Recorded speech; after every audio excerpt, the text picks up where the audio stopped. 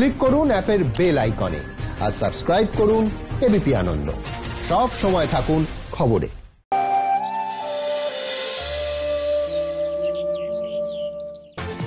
নমস্কার, দেখছেন এবিপি আনন্দ। শুরু করছি আনন্দ সকাল। আর আজকের আনন্দ সকালে আপনাদের সঙ্গে রয়েছি আমি মাধুরীর সঙ্গে আনন্দ সকালে রয়েছি আমি বৃষ্টি। আনন্দ সকালের শুরুতেই যে খবরে আমরা নজর রাখবো, সৌমিত্র চট্টোপাধ্যায় কেমন আছেন তিনি সেটাই আমরা জানবো।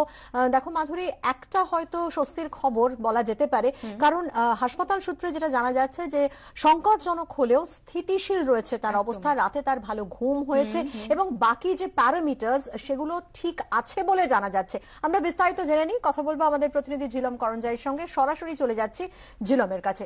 ঝিলম, কেমন আছেন তিনি?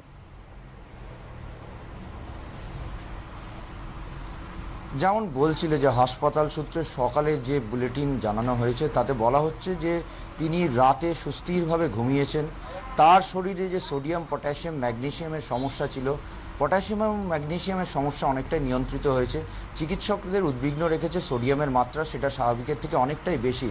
তবে চিকিৎসকরা যেটা বলছেন যে তিনি রাতে সুস্থিরভাবে ঘুমিয়েছেন এবং তার স্টেবল স্লিপ হয়েছে এবং অন্যান্য যে প্যারামিটার, রক্তচাপ, হার্টবিট সব কিছুই স্বাভাবিক আছে।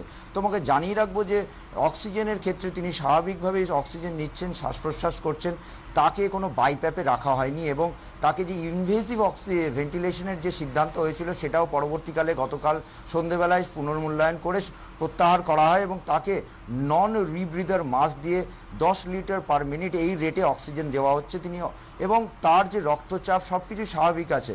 তবে চিকিৎসকরা যেটা জানাচ্ছেন যে আজকে তারা সমস্ত যে রিপোর্ট সেগুলো পুনর্মূল্যায়ন করবেন। তার যে এনসেফ্যালোপ্যাথির সমস্যা আছে, দুটো কারণে এনসেফ্যালোপ্যাথি হচ্ছে বলে চিকিৎসকরা বুলেটিনে জানিয়েছেন। একটি কোভিডের কারণে, একটি হচ্ছে মেটাবলিক কারণে, অর্থাৎ সোডিয়াম পটাশিয়ামের যে তারতম্য, ম্যাগনেসিয়ামের তারতম্য হচ্ছে সে কারণে, আর কোভিড ইনফেকশনের কারণে সেই যে এনসেফ্যালোপ্যাথি, যার কারণে তার যে তন্দ্রাচ্ছন্ন ভাব, মাঝে মাঝে ঝিমিয়ে পড়ছেন, এই যে সমস্যাগুলো, নিউরোলজিক্যাল কিছু ডিসব্যালেন্সেস হচ্ছে, সেইগুলো কিভাবে দ্রুত নিয়ন্ত্রিত করা যায় সেটার জন্য আজকেও আবার নতুন করে চিকিৎসকরা সমস্ত রিপোর্ট পুনর্মূল্যায়ন করবেন। তারা যেটা নিয়ে সুস্থি বোধ করছেন, সুস্থির আছেন, স্বস্তি বোধ করছেন, তার একটা অন্যতম কারণ হচ্ছে তার যে সেকেন্ডারি ইনফেকশনস রয়েছে সেগুলো ওষুধ প্রয়োগে সাড়া দিচ্ছে বলে চিকিৎসকরা মনে করছেন। সমস্ত রিপোর্ট গতকাল রাতে তারা যে দেখেছেন এবং সকালেও মনে করছেন যে তার যে ইকোলয়েড ইনফেকশন সেটা অনেকটাই নিয়ন্ত্রিত হয়েছে এবং আরও কিছুটা কিভাবে নিয়ন্ত্রণ করা যায় যাতে তার কোমরবিডিটিগুলো নিয়ন্ত্রণ করে তাকে আরও দ্রুত সুস্থ করা যায়, সেই নিয়ে চিকিৎসকরা আজকে মূল্যায়ন করবেন।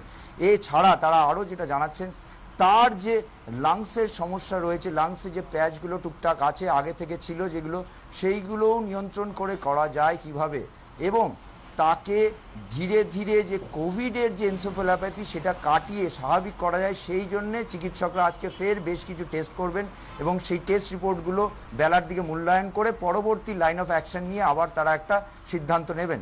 তবে মোটের ওপর তিনি স্থিতিশীল আছেন, সংকটজনক থাকলেও তার শারীরিক অবস্থার অবনতি হয়নি, উল্টে উন্নতির দিকে যেগুলো দেখা যাচ্ছে, তার সেকেন্ডারি ইনফেকশনস অনেক কমেছে, সোডিয়ামের মাত্রা বেশি থাকলেও পটাশিয়াম, ম্যাগনেসিয়ামগুলো নিয়ন্ত্রিত হয়েছে, রক্তচাপ স্বাভাবিক রয়েছে এবং তার হার্টবিটও স্বাভাবিক রয়েছে। সব কিছু মিলিয়ে প্যারামিটারগুলো স্টেবল আছে, তাই চিকিৎসকরা আশাবাদী।